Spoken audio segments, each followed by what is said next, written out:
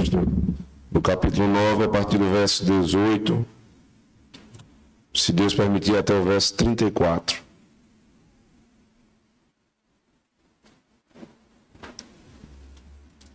Diz assim a palavra de Deus: os judeus, porém, não creram a seu respeito que tivesse sido cego e que agora visse, enquanto não chamaram os pais do que agora via. E perguntaram-lhe, dizendo: é este o vosso filho, que vós dizeis ter nascido cego? Como, pois, vê agora? Seus pais lhes responderam e disseram: sabemos que este é o nosso filho que nasceu cego, mas como agora vê, não sabemos. Por que ele tinha aberto os olhos, não sabemos. Tem idade, perguntai-lhe a ele mesmo, e ele falará por si mesmo. Seus pais disseram isto porque temiam os judeus, porquanto já os judeus tinham resolvido que, se alguém confessasse ser ele o Cristo, fosse expulso da sinagoga. Por isso é que seus pais disseram: tem idade, perguntai-lhe a ele mesmo. Chamaram, pois, pela segunda vez o homem que tinha sido cego, disseram-lhe: dá glória a Deus, nós sabemos que esse homem é pecador. Respondeu ele, pois, e disse: se é pecador, não sei, uma coisa sei, é que, havendo eu sido cego, agora vejo. E tornaram a dizer-lhe: que te fez ele? Como te abriu os olhos? Respondeu-lhes: já vos disse, não ouvistes, para que o quereis tornar a ouvir. Quereis vós, porventura, fazer-vos também seus discípulos? Então o injuriaram e disseram: discípulo dele sejas tu, nós, porém, somos discípulos de Moisés. Nós bem sabemos que Deus falou a Moisés, mas este não sabemos de onde é. O homem respondeu e disse-lhes: nisto, pois, está a maravilha, que vós não saibais de onde ele é, e contudo me abrisse os olhos. Ora, nós sabemos que Deus não ouve a pecadores, mas se alguém é temente a Deus e faz a sua vontade, a esse ouve. Desde o princípio do mundo nunca se ouviu que alguém abrisse os olhos a um cego de nascença. Se este não fosse de Deus, nada poderia fazer. Responderam eles e disseram-lhe: tu és nascido todo em pecados, e nos ensina a nós? E expulsaram-no. Amém. Vamos orar ao Senhor, irmãos. Senhor bendito, diante da Tua palavra, nós, Senhor Deus, curvamos a nossa fronte porque respeitamos o poder que há nela e a necessidade que temos de ouvi-la. Ó Deus, e o único instrumento que o Teu povo tem hoje para ouvir a Tua palavra sou eu, Senhor. Ó Senhor, tenha misericórdia desse povo. Fala conosco. Usa-me, Senhor Deus, não apenas mediante as minhas limitações normais, mas ainda uma que se acrescenta hoje, Senhor Deus, o problema com a minha voz. Ó Deus, suplanta tudo isso, Senhor Deus, para que o Evangelho de Cristo seja pregado. E que Satanás saia daqui envergonhado. O Teu povo edificado. Haja salvação no nosso meio. E Cristo seja glorificado. No nome dele nós oramos. Amém. Uma das piores coisas que pode acontecer com alguém em idade adulta é quando essa pessoa vive presa, de alguma maneira, presa àquilo que o outro pensa dela. Veja que a Escritura tem um mandamento próprio para guardar a minha reputação.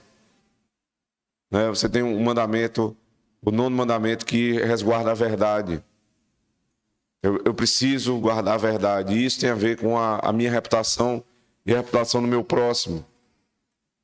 Dizer a verdade sobre o outro e esperar que se diga a verdade sobre nós mesmos é algo bíblico.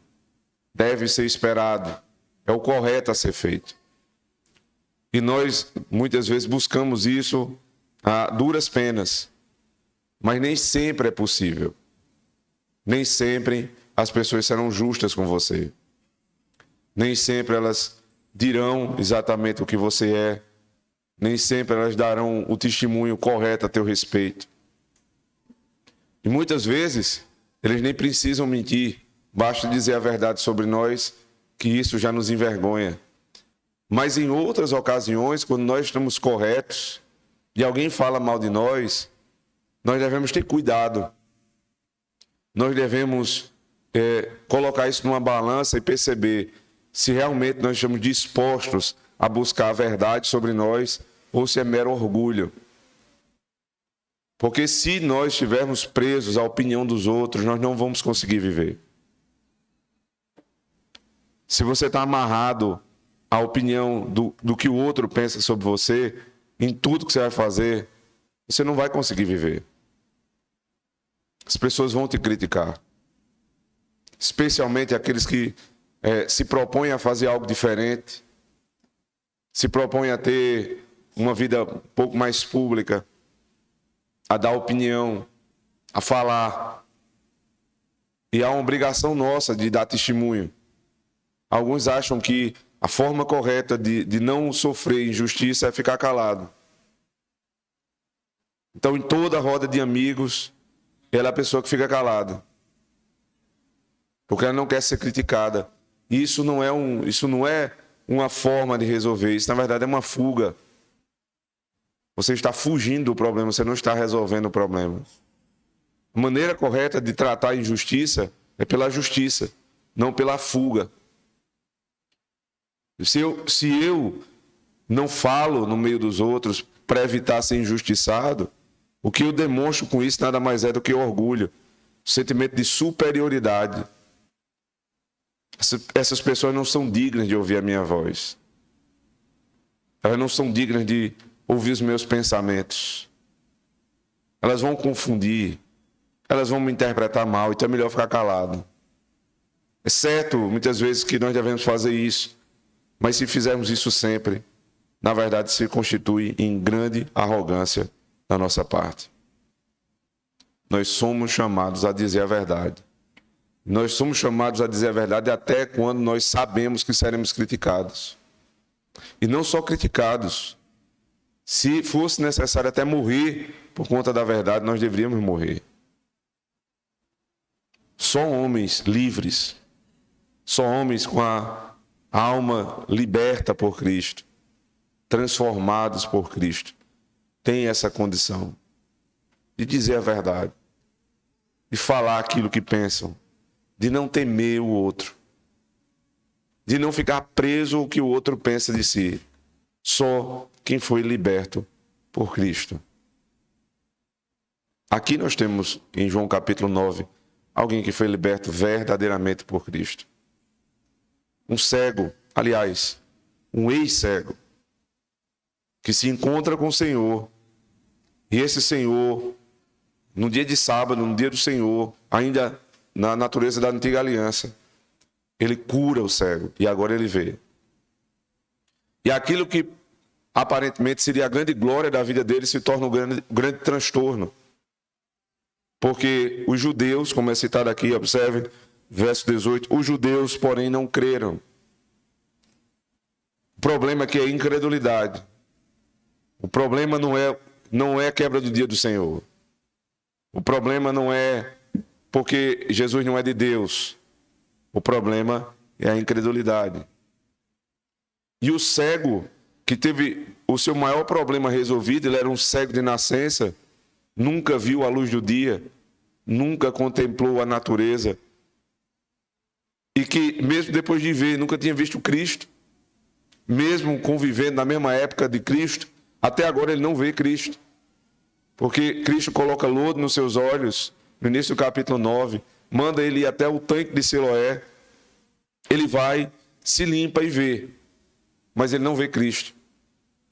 Então tudo que está acontecendo aqui com esse cego, toda a perseguição que vai acontecer com ele, né, ele já deu testemunho diante dos seus vizinhos, que perguntaram o que é que aconteceu com você. E agora ele está diante das autoridades tendo que falar. Tudo isso acontece se ele nunca ter visto Cristo. A fé não vem pela visão. A fé vem pelo ouvir. E ouvir a palavra de Deus. Ele não precisou ver Cristo. ele somente ouviu a voz: vai e lava-te. Você não precisa ter uma experiência visível. Sabiamente a palavra de Deus, ela nos ensina isso. Hebreus capítulo 1, verso 1 e 2. Antigamente o Senhor falava aos pais pelos profetas, hoje nos fala pelo Filho, ou seja, pela sua palavra. Porque não nos é mais necessário sonhos, nem visões, nem teofanias, nem aparições de Deus para o homem. O cego vai nos ensinar. A fé vem pelo ouvir. Mas a fé verdadeira que vem pelo ouvir é a fé que transforma. É a fé que encoraja. É a fé que muda a vida do homem. Esse homem não era somente cego, lembrem-se. Por ser cego, ele era dependente. Ele provavelmente estava todos os dias ali na porta do templo, esmolando, pedindo, mendigando dinheiro. Agora ele está de pé, agora ele anda, agora ele fala. Ele já não pode ser mais o mesmo. Ele não vai temer, porque a nossa fé é a fé da coragem. Na nossa fé não há espaço para medrosos. Por isso, irmãos, que a Bíblia fala lá em Apocalipse que o reino de Deus, o reino dos céus, nele não entrarão os tímidos. Por favor, não entenda ali timidez como uma pessoa que é um pouco mais retraída. Não é isso. A timidez ali é a covardia. Os que negam que tiveram um encontro com Cristo. Os que não creem que por Cristo, vale a pena deixar todas as coisas. Esse é o tímido. Esse é o covarde. Esse não entrará no reino de Deus. Mas o cego, ele vai passar por situação difícil aqui nessa sessão. E você vai ver o contraponto entre ele e os que se dizem ser homens de visão. Observe. Verso 18. Os judeus, porém, não creram a seu respeito que tivesse sido cego e que agora visse, enquanto não chamaram os pais do que agora via. E perguntaram-lhe, dizendo: é este o vosso filho, que vós dizeis ter nascido cego? Como, pois, vê agora? O cego já tinha sido entrevistado. Ele disse aos vizinhos. E na sessão anterior, ele conta com riqueza de detalhes. Eu me encontrei com o Senhor, ele pôs lodo nos meus olhos, me mandou até o tanque de Siloé, eu me lavei e agora vejo. Foi contado. Não havia dúvida, o cego era alguém que era conhecido na cidade. Ele era um mendigo conhecido. E agora ele vê. Só que não basta para os fariseus olharem para aquele homem e ver a vida transformada. Eles querem agora encontrar alguma forma de aplicar àquela situação uma fraude. E chamam os pais do cego. E dizem: qual é o testemunho que vocês dão disso? Eles dizem: é fato, nosso filho nasceu cego. Isso aqui, irmãos, demonstra, por um lado, a coragem dos pais de reconhecerem uma deficiência dos seus filhos. Muitos pais se envergonham de deficiências físicas, de incapacidades dos seus filhos. Não há por que se envergonhar. Foi Deus que criou teu filho assim. Se ele tem uma limitação, se ele tem um problema, não é para a tua vergonha. O Senhor vai revelar a glória no meio dessa situação. E você não deve ter vergonha. Você deve ter orgulho de ter o filho que Deus te deu. Nunca compare o teu filho ao outro. Nunca faça isso na frente dele, nem por trás, mas especialmente na frente dele. Não diga: veja como fulaninho é assim, você não é. Você está acabando com seu filho. Não o humilhe. Teu filho não é pior do que o filho do teu irmão. ele é o teu filho. Não queira ter o filho do outro. Queira ter o teu próprio filho. Não queira que o seu filho tivesse o jeito do outro. Não, não. Queira exatamente o que Deus te deu. Se orgulhe dos filhos que Deus te deu. Com suas imperfeições, com suas deficiências físicas ou não físicas. Não importa. É o teu filho. Mas se envergonhe sim se teu filho negar Cristo. Se envergonhe se teu filho não professa a verdadeira religião. Porque aí está a tua derrota. A tua derrota não está em teu filho ter um problema de saúde, de ter uma limitação cognitiva. Isso não é problema, no sentido de trazer vergonha. Mas se teu filho nega Cristo, então você deve realmente se preocupar. Então esses pais disseram, não, é nosso filho. O cego, o mendigo, o pobre, mas é meu filho. Não importa. Ele tem esses problemas, é verdade, mas é meu filho. Se os nossos pais, se eles mesmos não tiverem esse orgulho dos seus próprios filhos, quem terá? É verdade, dizem eles na frente dos fariseus. Ele nasceu cego. Seus pais responderam, verso 20.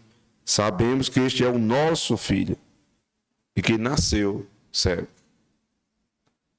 Eu acho interessante a insistência na ideia da cegueira de nascença. Porque a maioria das pessoas elas se tornam cegos depois. Um acidente, um problema de visão que vai se agravando. Mas esse aqui ele nasceu cego. Os pais sofreram com esse menino muitos anos. Imagina o choro de um pai. Aqui ninguém passou por isso. Você ter seu filho pequenininho, não vê, ele fica tateando dentro de casa. A limitação das brincadeiras que você vai poder ter com um filho dessa maneira. As privações que essa criança vai ter. Mas é meu filho. E nós sabemos que ele é cego de nascença. Por outro lado, imagina a alegria de saber que um filho cego de nascença agora vê. Ele agora enxerga. E aqui, lembre, todo o contexto aqui é espiritual, redentivo. Não é simplesmente ver as coisas, é crer. O início dessa subseção diz, os judeus não creram. E depois vai dizer, o cego creu. O cego creu e adorou. Teu filho, lindo, maravilhoso como você o vê, e é de fato, é nascido em pecado. Tem a semente do pecado. Teu filho não vai se tornar pecador, ele é pecador por natureza. Nós lemos aqui o momento de confessar nossa fé. Ele é. Todos caíram. O pecado original é uma verdade que ninguém pode se safar dela.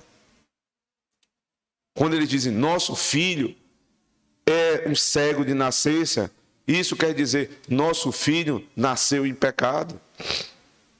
Tenha essa consciência, meu irmão. Porque se você não tiver essa consciência, você vai tratar o teu filho como ele não é. Você vai educar o seu filho não conforme a natureza dele, mas conforme você imagina que ele é.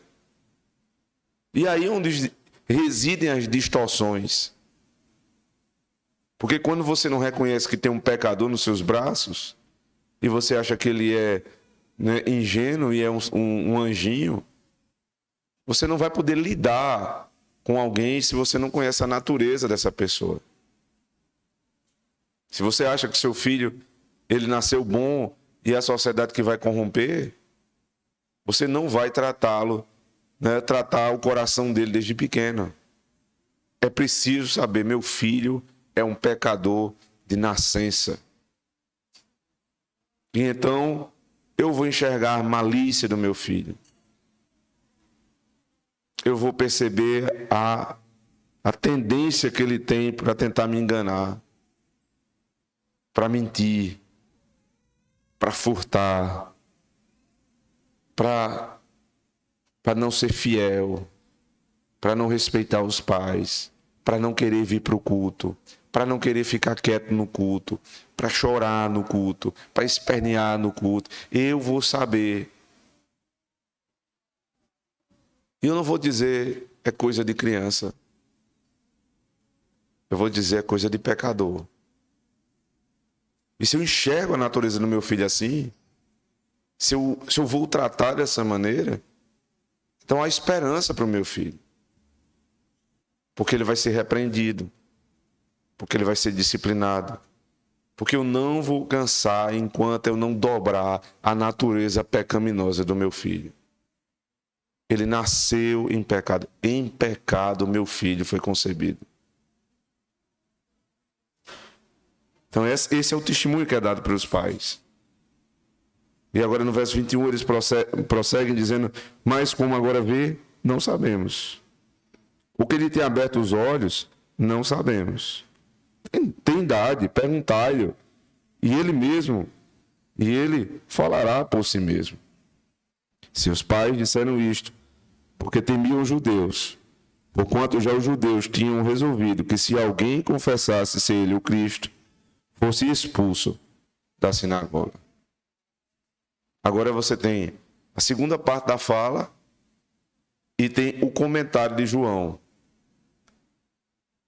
A segunda parte é, veja, nós sabemos que ele era cego. Agora, como ele tornou a ver, como ele passou a ver, nós não sabemos. Nem quem fez isso. Isso poderia ser verdade, se não existisse o verso seguinte. Poderia ser verdade que os pais só ficaram sabendo que ele ficou bom. Mas como e quem, ele não sabia. Só que o versículo seguinte diz: mas os pais disseram isso porque temiam os judeus. Quem teve os olhos abertos não foram os pais, foi o filho. Por isso, quem tem coragem de confessar Cristo não são os pais, mas é o filho. Ninguém confessa Cristo se não tiver tido experiência com Cristo. Ninguém enfrenta as autoridades se não tiver tido um coração transformado por Cristo. É impossível. Você não vai se meter num problema se você não crê que aquela pessoa vale a pena. Mas aqui você percebe, irmãos, esse é o conceito de fé da Escritura. A fé do cego é a mesma fé de Abraão. Abraão ouviu a voz do Senhor e deixou sua casa, seus pais, sua terra, sua história para trás. E foi para uma terra que Deus iria mostrar. Creu na promessa e seguiu sua vida. Essa é a fé que deixa tudo para trás. A fé do cego é exatamente essa. Ele também vai ser ameaçado de ser colocado para fora da sinagoga e vocês vão perceber como ele vai reagir. Mas os pais, veja, o texto cita exatamente, veja no verso 22, o porquê. Porque temiam os judeus, porquanto já os judeus tinham resolvido que se alguém confessasse ser ele o Cristo, fosse expulso da sinagoga. Havia uma lei promulgada recentemente na sinagoga, que dizia que se alguém disser que Jesus é o Cristo, essa pessoa será expulsa da sinagoga. Talvez pela distância que nós temos hermenêutica, né, distância histórica, cultural, nós não consigamos perceber o que é ser expulso da sinagoga. Ser expulso da igreja é uma tragédia. Ser cortado do corpo de Cristo. Porque é isso que acontece. Eu realmente fico surpreso, irmãos. Surpreso. Quando uma sentença é dada por um conselho fiel de uma igreja. Ele diz: fulano está excomungado da igreja. A pessoa sai daqui leve, solta. Parece que nada aconteceu, está tranquilo. Resolvi meu problema, só assim esse povo não pega no meu pé mais. Mas a Escritura diz que o que for ligado na terra terá sido ligado nos céus. Não é mera sentença de homens. Não é um documento assinado simplesmente. As chaves do reino dos céus foram deixadas com os presbíteros. Você entende isso? Se o teu filho é excomungado da igreja, ele está no inferno. Não há nada que possa te levar a crer no contrário, nada. Você pode procurar na sua Bíblia de Gênesis a Apocalipse. Se você perceber que você, ou um amigo seu, ou teu filho, ou tua mulher, ou teu marido, ele é excomungado da igreja, você tem que entender, ele está no inferno. Autoexcomunhão é a mesma coisa, se ele pede, está no inferno. Até que ele se arrependa e volte, ele hoje, se essa é a situação dessa pessoa que você pensa, está no inferno. Ou então a Bíblia não é a palavra de Deus. Se houve processo, se houve direito de defesa, ele está no inferno. Mas aqui, a característica de estar fora da sinagoga ainda tinha umas questões sociais, veja só. Como você tem aqui uma comunidade que é pactual e um sistema de governo aqui que é teocrático, ou seja, os líderes da igreja são os líderes do Estado. Então a tua dignidade social era jogada no lixo. Você já não podia mais ir para a igreja, para a sinagoga, participar dos ritos. E tua família era vista como uma família de segunda categoria. Eram os impuros. Então, problemas no trabalho, problemas nos negócios, problemas nas relações com os teus amigos, era um problema para todo lado. Não era um problema ficar no domingo, não. Era um problema para todos os dias. Então, quando os pais dizem assim, veja, pergunte a ele, que ele tem idade para dizer, são tímidos, são covardes, que não confessam Cristo. E por que não confessam Cristo? Porque não tiveram uma experiência verdadeira, genuína, de sair da escuridão das trevas para a luz do Evangelho. E por isso temem perder aquilo que nunca tiveram. Porque para que serve a glória desse mundo? Para que serve o respeito desse mundo? Por que você pensa tanto em pessoas, na tua reputação, para que as pessoas te respeitem, te honrem? E você se esforça muito. Às vezes até você chega a um ponto, né, de flexibilizar princípios teus. Você chega até mesmo um ponto de afrouxar os teus princípios, porque você deseja que o outro te veja bem. Você muda o tom da sua voz, você muda o jeito de falar, para parecer uma pessoa mais calma, mais tranquila. Você já não se posiciona, você é a pessoa que fica sempre ali em cima do muro, porque você não quer desagradar. E por não querer desagradar, você desagrada a muitos. É impossível que você agrade a todos. Eles disseram, pergunte a ele, isso aí já não é conosco. Ficaram em cima do muro para não serem comprometidos por conta do Evangelho. Sabe quem estava em jogo? O filho deles. O Evangelho, irmãos, é um ponto de inflexão da nossa vida. Ele separa muito mais que ajunta. Cristo disse, eu vim para trazer espada. Eu vim para separar pais de filhos, esposo e esposa, irmão e irmã.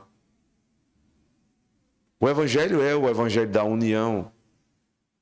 Ele une pessoas de diferentes povos, línguas, raças, nações, é verdade. Mas ele também divide pessoas de dentro de casa, do mesmo sangue. Por conta da fé, nós precisamos deixar de lado aqueles que tentam nos impedir de professar a nossa fé. Por conta da fé, um pai e uma mãe negam um filho. Expuseram o filho à ignomínia, expuseram o filho a serem lançados diante desses homens para serem sentenciados. Por conta da fé. Você acha que é pouca coisa? Eu lhe pergunto, você estaria pronto para deixar teu pai, se ele te obrigasse a não crer em Cristo? Essa é a mesma Bíblia que diz: honra teu pai. Você estaria pronto para dizer não à sua mãe, se ela tentasse te influenciar para longe de Deus? Essa é a mesma escritura que diz: honra a tua mãe.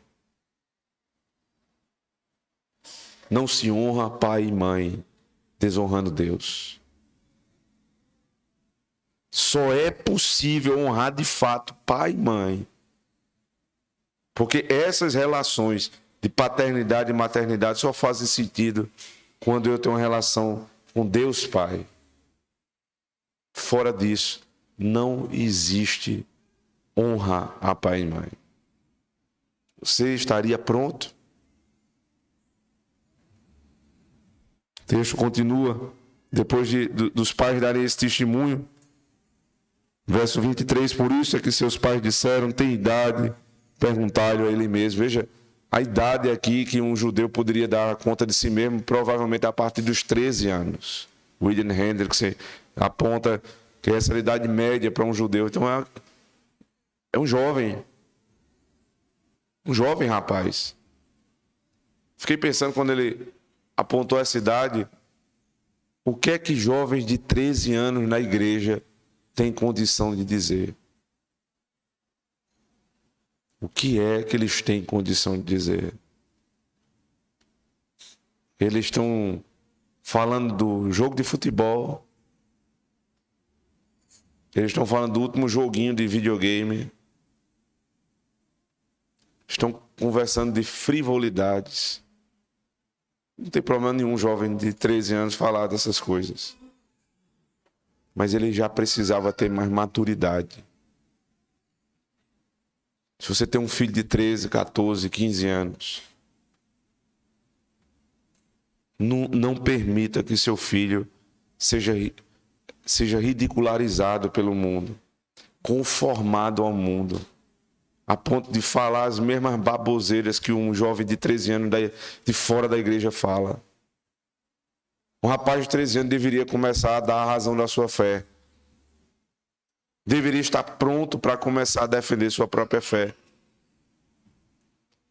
A se posicionar. E aí, irmãos, veja só. Quando, por conta do pensamento mundano que nós temos, nós começamos a dizer assim, é porque essa é a fase da adolescência. A fase da adolescência é nada. A fase da adolescência é invenção da cabeça da gente. Para nos desculpar. Para diminuir o peso da nossa consciência. Porque todos são assim. Você vai ver quando seu filho chegar nessa fase. Ele vai chegar, vai ser pior do que é hoje. Eu sei disso. Não presta. Nossos filhos não prestam, são todos pecadores como nós somos. Eu preciso ter essa noção de nascença, ele não presta. Mas a tendência deveria que ele tivesse mais consciência das coisas, não menos consciência. Porque o que você diz quando diz isso é o seguinte, quando ele tem 5, 6 anos, ele não faz isso. Então, com 13, que ele teria mais condição de avaliar as coisas, aí ele regride. Mas que loucura é essa? Que loucura é essa? Com 13, ele deveria ter muito mais condições de viver uma vida pura do que com 10. Essa é a lógica. O racionalismo antibíblico, ele não tem lógica. Ele vai procurar de alguma forma que nós possamos, de alguma maneira, né, não ferir a nossa consciência, raciocinar tranquilamente e dizer, é adolescência. Quando passar a adolescência, aí vem a idade adulta, ele é pior do que era adolescente. Tem alguma coisa errada com teu filho? Tem, não é teu filho, é você. Pergunte a ele, ele tem idade. Tem um aspecto de timidez aqui, claro, dos pais. Mas eles estavam certos de uma coisa. Ele tem idade. Porque a resposta que esse homem vai dar mostra que ele já era um rapaz com consciência. Não esses bobinhos da igreja. Estou falando entre nós não, irmãos, graças a Deus. Igreja como um todo. Vá lá, pergunte a ele. Ele tem condição de falar. Se o conselho da igreja precisar conversar com teu filho, 13, 14, 15, 16, 17 anos, você teria condição de dizer, pastor, fale com meu filho, ele tem condição. Ele é um homem. Ele ainda não é um homem plenamente, ele ainda não é independente financeiramente, ele ainda está estudando, mas ele tem um caráter formado. Ele não é alguém que está descolado da realidade, ele sabe o que são as coisas. Fale com ele, ele tem condição. Então eles foram falar. Verso 24. Chamaram, pois, pela segunda vez um homem que tinha sido cego e disseram-lhe, dá glória a Deus, nós sabemos que esse homem é pecador. Que coisa, né? Chamaram ele mais uma vez. O cego já estava impaciente, já contou essa história não sei quantas vezes. E aí a palavra que eles têm agora, os fariseus, é dá glória a Deus, sabeis que esse homem é um pecador. Não dá glória a esse homem pecador, dá glória a Deus. Então, o que claramente eles estão dizendo aqui é, Jesus não é Deus. Porque só a Deus deve ser dada a glória. Por que você dá glória a esse homem pecador? Por que pecador? Porque quebra o dia do Senhor. Aqui na discussão vocês vão perceber, né, que o próprio cego vai dizer mais na frente que quem faz um milagre como esse, quem cura um cego de nascença, não pode ser um pecador. Não é um homem comum. Ele é diferente. A palavra dos judeus era, ele é pecador, porque quebra o dia do Senhor. Foi perguntado ao cego, quem você acha que ele é? Final da sessão anterior. Ele disse, é um profeta. Mas como pode ser profeta se é pecador? Eu acho interessante, irmãos, qual é o mandamento que é escolhido aqui para ser tratado. Dia do Senhor. Não pode ser um líder da igreja, um profeta, se não guarda o dia do Senhor. Todos eram concordes nisso, isso é fantástico. Ninguém discutiu esse ponto. Era um ponto onde todos concordavam. Não se pode ser líder da igreja se despreza o dia do Senhor. Você percebe como muitos pontos doutrinários eles foram se perdendo. E as pessoas sobem no púlpito hoje em dia tranquilos. Eles passaram um dia, pastores que, tá pensando que eu estou brincando, que defendia que de manhã ele tinha que ficar em casa, porque era o dia da família. Não vem. Conselho chama, pastor, o senhor tem que lembrar, o senhor é pastor da igreja, tem que vir no domingo de manhã. Ele fez, mas não posso. Domingo de manhã é o dia da minha família. Eu vou tomar café com a minha família. O que é isso, irmãos? Você pode dizer assim, é falta de compreensão da doutrina. É verdade, eu também acho. Não era uma coisa maldosa, sabe? Tinha essa ideia de ignorância de verdade. Mas peraí, por outro lado, eu tenho irmãos pentecostais que nem sabem que existe o dia do Senhor, nunca ouviram falar. Mas eles sabem que domingo de manhã eles têm que estar na igreja, que domingo de noite eles têm que estar na igreja. Então como é que é isso? Um membro de uma igreja menos pura tem mais consciência do dia do Senhor, ainda que não diretamente, mas princípios ficaram ali, e um pastor de uma igreja presbiteriana não tem. O que é isso, irmãos? Não pode ser profeta se não guarda o dia do Senhor. E aí, pelo amor de Deus, não vem dizer, isso aqui é coisa do Antigo Testamento. Eu achei interessante isso, né? Matthew Henry chama a atenção. Veja, aqueles que dizem que o dia do Senhor já não tem mais sentido no Novo Testamento. Cristo passa várias ocasiões defendendo o dia do Senhor. Aí ele vai defender o dia do Senhor perto da sua morte, para depois da morte dele não valer mais nada. Que sentido é esse? Que loucura é essa? É claro que ele está aqui instruindo o povo. Por meio até dos fariseus. Todos concordavam. Não se pode ser profeta se não respeita o dia do Senhor. Dia do Senhor é nossa balança. É nosso termômetro. Quando nós estamos bem, irmãos.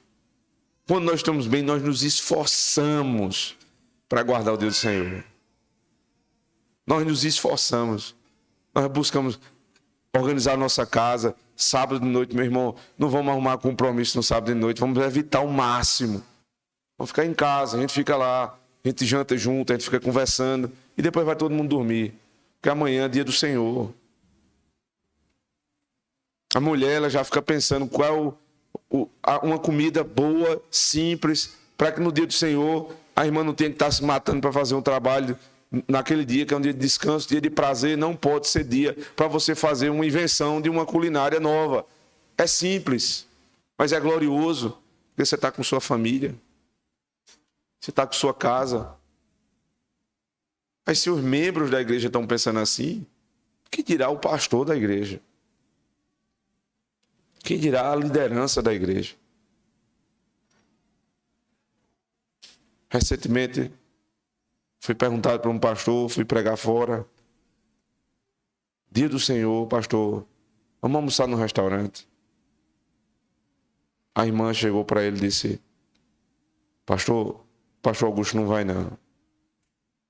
Aí ele perguntou, e aí pastor, você não vai não? Eu disse, vou não, meu irmão. Se eu puder escolher, eu não vou. Agora, se você for me deixar com fome, eu vou quando você quiser.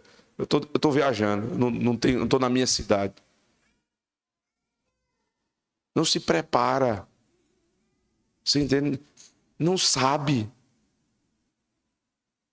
Não tem cuidado. Aí quando você vai olhar a igreja, aí você entende porque a igreja está daquele jeito. Como é que se pergunta a um pastor, você quer almoçar fora no dia do Senhor? É claro que eu vou dizer que não. É claro, 1000 vezes que eu vou dizer que não. Agora, se o sujeito diz, não tem outra opção, eu vou fazer o quê? Não lhe é dada outra opção, o que é que você faz? Ensina ele, não faça isso, pastor. Não faça isso. Não é assim que não se pode ser profeta profanando o dia do Senhor.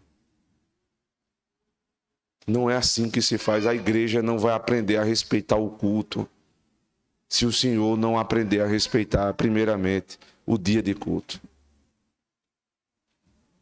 Então o texto segue, dá glória a Deus. Nós sabemos que esse homem é pecador. Que tensão, né? Dá glória a Deus. Não é esse pecador que quebra o dia do Senhor. Queria que você abrisse comigo Romanos capítulo 16, último versículo de Romanos.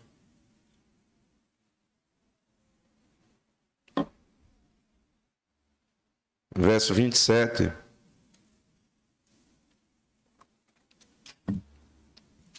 Diz assim: ao Deus único, sábio, seja a glória por Jesus Cristo para todo sempre.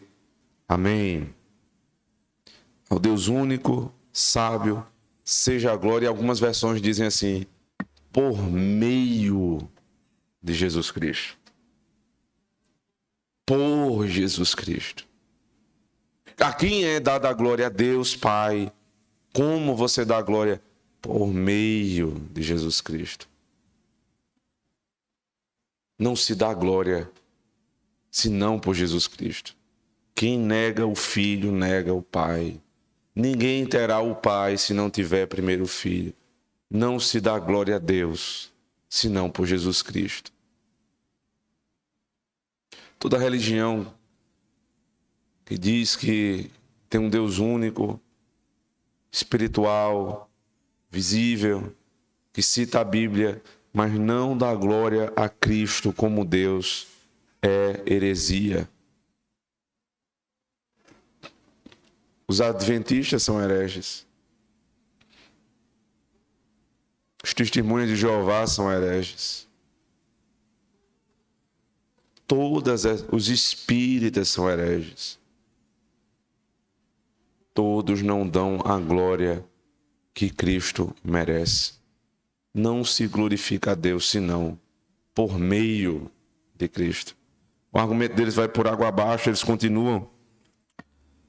Agora, na verdade, o cego vai responder, verso 25, respondeu ele, pois, e disse, se é pecador, não sei. Uma coisa sei, que havendo eu sido cego, agora vejo. E tornaram a dizer, que te fez ele? Como te abriu os olhos? Veja, eu não posso dizer muito sobre esse homem, eu não tive experiência longa com ele, não foi isso que aconteceu. Eu só sei de uma coisa. Eu era cego, agora eu vejo. Essa é a primeira experiência que nós temos com o Evangelho, irmãos. Quando você tem a primeira experiência com o Evangelho, você não passa, né, na conversão de incauto para mestre em teologia. Não é assim. Você não passa a conhecer todos os detalhes da doutrina e cada uma delas. Não. Você só diz uma coisa. Eu sei de uma coisa. Eu era cego, agora eu vejo. Eu tinha uma visão do mundo, eu tenho outra. Eu tinha uma percepção das coisas, agora eu tenho outra. Isso aí eu posso lhe dizer, com toda a verdade, esse testemunho é verdadeiro. Eu vejo minha esposa diferente. Eu olho para o meu marido diferente. Eu percebo que é uma distinção, né? Eu tenho uma responsabilidade com os meus filhos. Eu ganhei responsabilidade do meu trabalho. Eu não sei, pastor, explicar de onde procede isso detalhadamente. Mas uma coisa eu sei. Isso aconteceu depois que eu me encontrei com Cristo. Esse é o resumo do cego. Pode explicar a natureza de Cristo. A dupla natureza de Cristo, sua pessoalidade. Eu não consigo ainda. Agora, uma coisa eu tenho certeza. Esse homem mudou minha vida. Só existe um tipo de conhecimento. Conhecimento pela presença. Conhecimento que você experimenta. Você não conhece Cristo porque você ouviu falar de Cristo, não. Você lembra de Jó? Senhor, antes eu te conhecia de ouvir falar, mas hoje os meus olhos te veem. O que é que mudou? É o conhecimento que é experimental. Você pode descrever para outra pessoa, mas você não tem como transferir para ela. Você diz assim, eu era cego, agora eu vejo, isso aí eu tenho certeza. Agora, como é que eu posso te tirar da cegueira? Eu não sei como é que eu posso explicar isso. Eu não sei como ele fez. Veja, ele não se importa aqui de descrever lodo. Ele não está preocupado. Ele diz, eu só sei disso. O modo eu não sei. Você precisa experimentar Cristo verdadeiramente. Cristianismo não é uma sequência de rituais que você tem que cumprir durante a semana. Acordou, pega a Bíblia, lê, depois ora, depois canta, depois vai trabalhar, depois antes de dormir ora de novo. O que é isso? Esse tipo de ritual, os ímpios também fazem. Eles trocam a Bíblia por um livro, todo dia eles acordam, leem um livro. Todo dia acordam, eles vão procurar uma terapia para escutar uma palavra. É um rito. Não é rito, simplesmente. Experiência. O rito é a forma. O rito ajuda. O rito organiza. O rito sistematiza. Mas o rito é só o rito. Você precisa experimentar Cristo. O que eu sei é uma coisa. Eu era cego e agora eu vejo. Se alguém te perguntasse sobre a tua experiência com Cristo, o que é que você diria? Você era o quê? Você é o quê? Eu espero que você não diga eu era um bêbado, vivia drogado, encontrei Jesus. Até os loucos de micareta repetem isso. Blasfemando do Senhor é verdade. Experiência verdadeira. Quem é você depois de Cristo? E eles perguntam, o que ele te fez? Verso 26, como te abriu os olhos? Respondeu-lhes, já vou-lo disse, e não ouvistes, para o que quereis tornar a ouvir? Quereis vós, porventura, fazer-nos também seus discípulos? O homem é corajoso, meu amigo. Os pais disseram, vai lá perguntar a ele, que aquele menino é meio doido. Ele vai ter coragem de dizer. Aí ele disse, é isso mesmo, eu não sei explicar não. Agora, eu era cego, agora vejo. Agora, pelo jeito aí, pela insistência de vocês em querer saber desse homem, eu acho que vocês estão querendo se tornar discípulo dele. Ironia. É isso que vocês querem? Vocês querem que eu pregue para vocês aqui, para vocês se tornarem discípulos de Cristo? Tá nem aí. Fariseu, tô nem aí. Tu vai me botar para fora da sinagoga? Tô nem aí. Que é a sinagoga? Matthew Henry, no seu comentário sobre esse ponto, ele diz assim: ser excomungado justamente e expulso de uma igreja pura, quando a chave não vira para o lado errado, é uma coisa muito pavorosa. Pois o que é, deste modo, ligado sobre a terra, é ligado no céu. Mas ser expulso de uma igreja corrupta, da qual é o nosso dever sair, veja. Eles vão me expulsar? Não vai não, eu vou sair. Não vão ter o gostinho de me expulsar, não. Se for necessário, eu saio. E injustamente, embora com um anátema e com todo o fantasma das cerimônias de sino, livro e vela, é o que não temos razão sobre qualquer condição para temermos ou nos afligirmos. A maldição sem causa não virá. Se eles expulsam os seguidores de Cristo das suas sinagogas, como ele prediz, aí veja, João capítulo 16, ele cita aqui, que diz assim: expulsar-vos-ão das sinagogas, vem mesmo a hora em que qualquer que vos matar cuidará fazer um serviço a Deus. Eles vão fazer isso. Estão se preocupando com o quê? Se estão falando mal, se estão chamando de radical, se estão dizendo que você está virando doido, estão nos ameaçando nos expulsar da nossa própria igreja, da nossa própria denominação. Quem são eles? Suas igrejas são mais puras? Seus membros vivem vida de fato reformada? Se eles expulsam os seguidores de Cristo das suas sinagogas, como ele prediz, não há dano feito quando elas se tornam as sinagogas de Satanás. Não é o caso. O nosso caso não é. Nós temos que ter cuidado. Matthew Henry está falando aqui sobre catolicismo romano. O que foi que aconteceu na Reforma Protestante?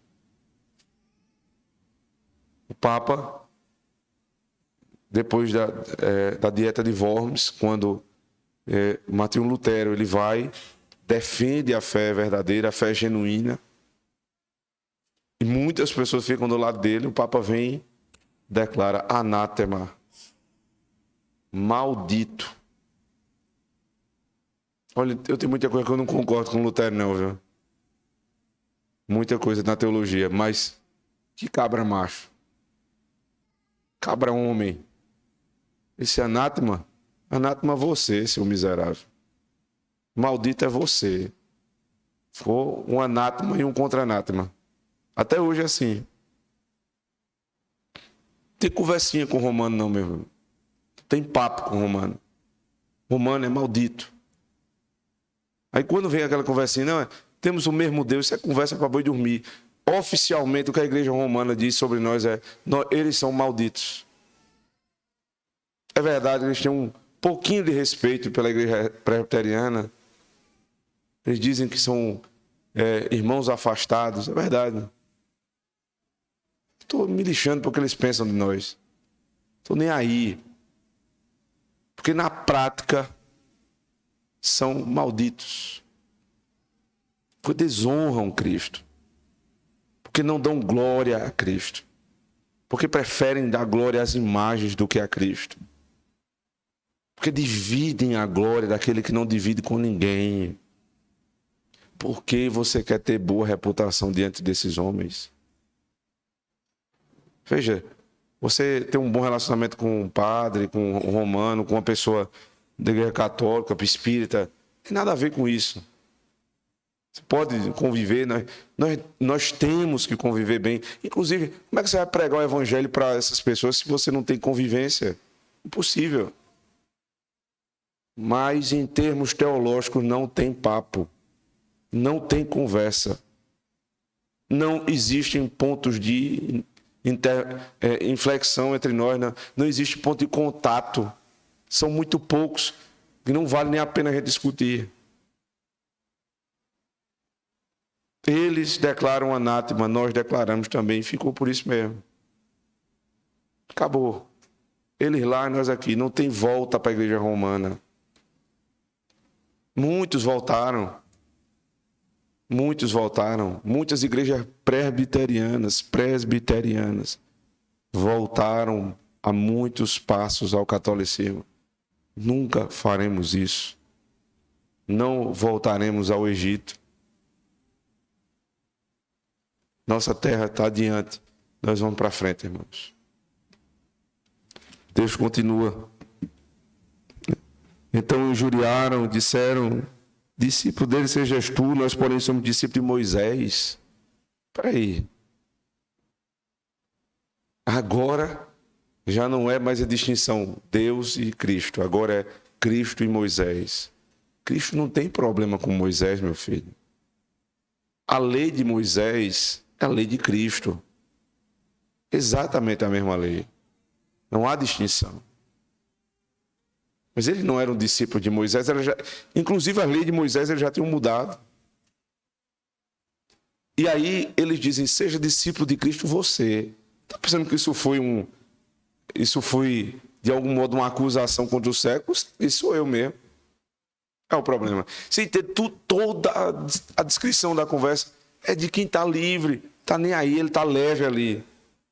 Ele brinca. E aí, vocês querem ser discípulo também? A discípulo é você, sou mesmo. E daí? Não tem peso. Sinagoga, vai me expulsar da sinagoga, problema teu, eu que não quero ficar aí. Sinagoga de Satanás.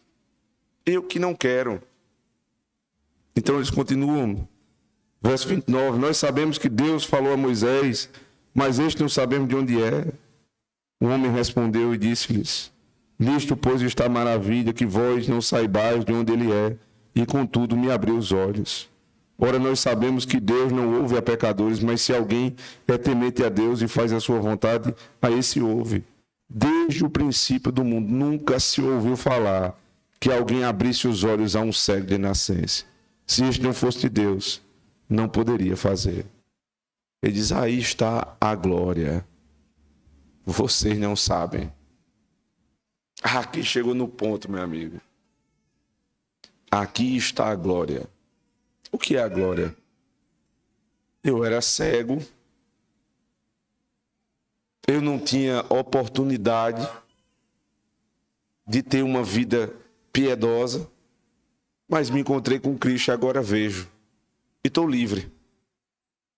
E vocês, do alto da sabedoria de vocês, dos cargos, dos ofícios que vocês têm aí na sinagoga, aqui está a glória. Vocês não sabem.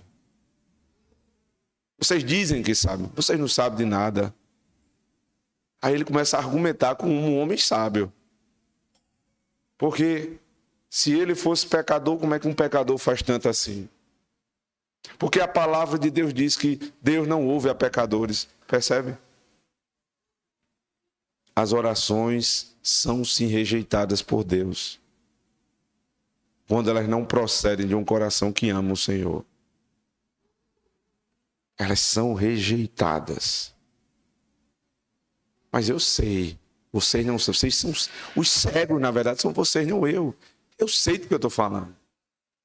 Desde o princípio, nunca um cego de nascença viu. É impossível. Sabe o que é que ele está dizendo aqui? O que é impossível para os homens é possível para Deus. Um pecador de nascença não tem como se libertar da sua natureza. Cristo me libertou da minha. Ele é Deus. O texto termina. Se este não fosse de Deus, nada poderia fazer. Responderam ele e disseram, tu és nascido todo em pecados e nos ensina a nós. Eles perceberam. Esse rapaz aqui está querendo nos ensinar. Tu és pecador. Ele disse, não, eu não sou pecador, não. Agora eu sou pecador lavado e remido no sangue do Cordeiro. Aí o final é, e expulsaram-no.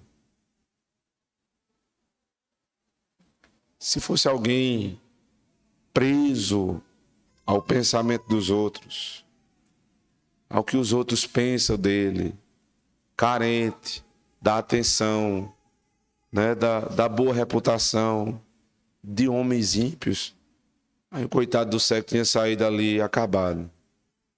Ele disse, eu não estou nem aí. Nas palavras de Matthew Henry, se eles vão nos ameaçar sermos expulsos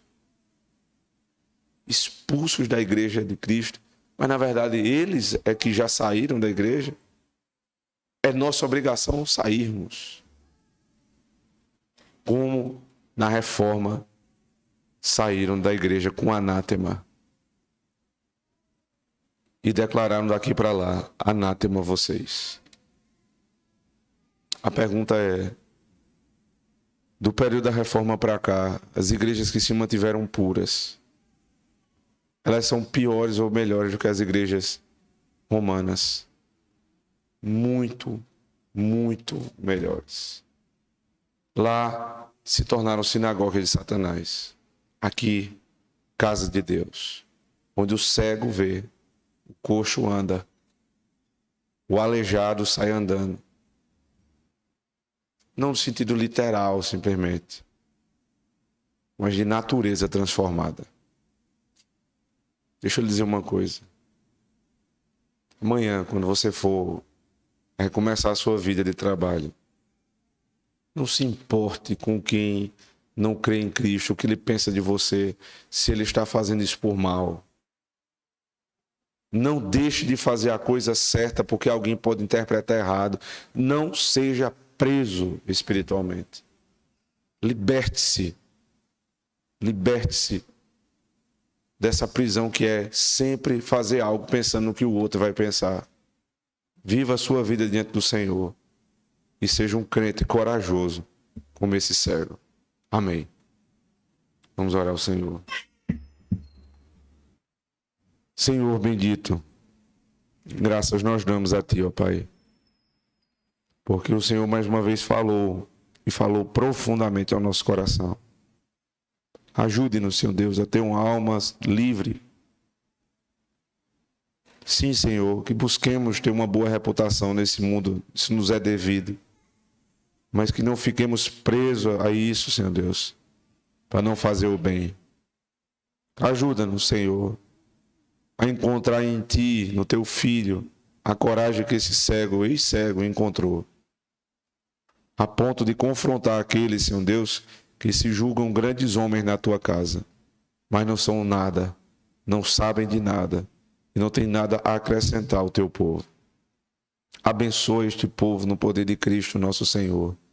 Amém. Vamos ficar de pé.